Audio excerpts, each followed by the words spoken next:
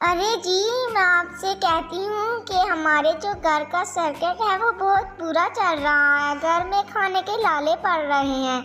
आप मुर्गी से ही काम कैसे चलाते रहेंगे? कोई कमाई करनी भी है कि नहीं? कृष्णा जी, हमारे पास मुर्गी तो है, इसकी क्या है। एक अंडा लो, बेचो और घर का सर्कट चलाओ। महंगाई का क्या बढ़ा ले, जितनी बढ़ानी है। मुर्गी से ही सर्किट चलाते रहोगे तो किसी दिन बिल्ली आके मुर्गी को उठा के ले जाएगी, फिर भीख मांगनी है क्या? कुछ काम कर लो, ठीक रहोगे।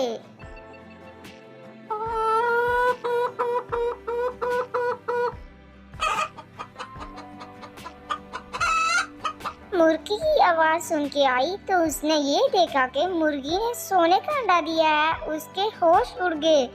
कहती है, अरे मुन्ने के अब्बा इधर तो आए, मुर्गी ने सोने का अंडा दिया।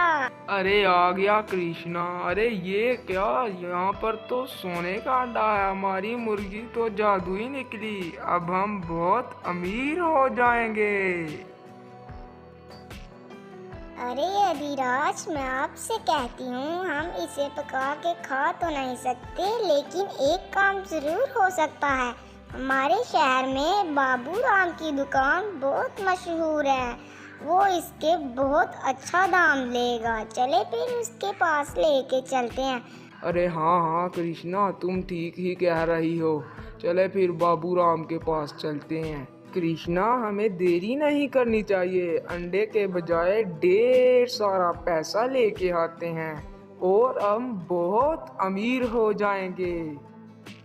और फिर कृष्णा और अधिराज हाथ में सोने का अंडा लिए बाबूराम की दुकान पर पहुंच जाते हैं और उनके जहन में बहुत बड़े बड़े महल्लात और बड़ी बड़ी गाड़ियों के सपने बार बार आ रहे थे और उन्हें बहुत सता रहे थे। और वो बहुत जल्दी में थे कि वो पैसे लेकर एक अच्छा सा घर डालें।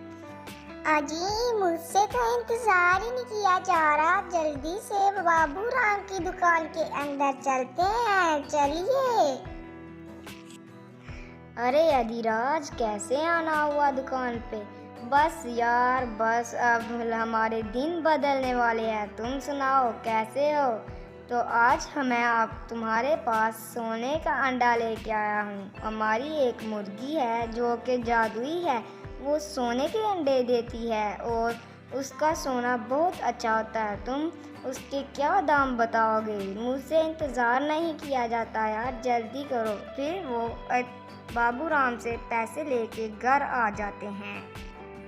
जब वो घर लौट कर आए तो वो बहुत खुश थे कि उन्हें बहुत पैसा मिल गया। अधिराज की बीवी बहुत लालची थी। उसे बहुत बड़े बड़े ख्याल आ रहे थे।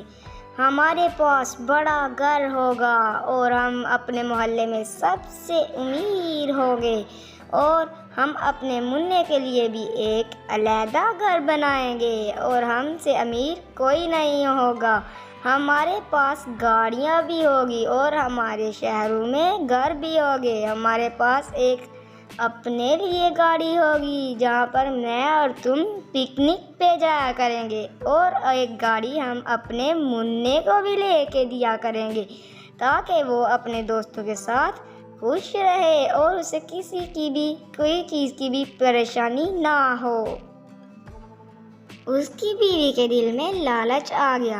अरे मुन्ने के अब्बा, मैं तो आपसे कहती हूँ, एक ही बार इसका अपनी मुर्गी को ज़िबा करके सारे अंडे निकाल लेते हैं। अगर ऐसे चलता रहा तो हम इतनी जल्दी अमीर नहीं होंगे। फिर उसका मुन्ने का अब्बा अपनी मुर्गी को ज़िबा कर देता है और जब ये आके देखती है कि सिर्फ एक ही अंडा निकला और वो भी दूसरा सोने का नहीं था और हमारी जो मुर्गी है वो भी मर गई, उसके होश उड़ गए और वो अपने अधिराज को बड़बड़ाने लगी कि ये क्या कर दिया तुमने। फिर उनके पास जो पक्का घर था वो भी चला गया। फिर वो एक झोंपड़ी में रहने लगे और रोज़ उनकी लड़ाई होती थी और अधिराज बेचारा परेशान हो गया कि यार मैंने क्या गलती कर दी। और जो करिश्मा है वो उसे छोड़कर चली गई। तो बच्चों, हमें इस कहानी से ये सीख मिलती है कि लालच बुरी बला है। हमें लालच नहीं करना चाहिए, क्योंकि लालच आपके पास जो भी चीज़ होती है उसे भी छीन लेता है। इसीलिए लालच बुरी बला है।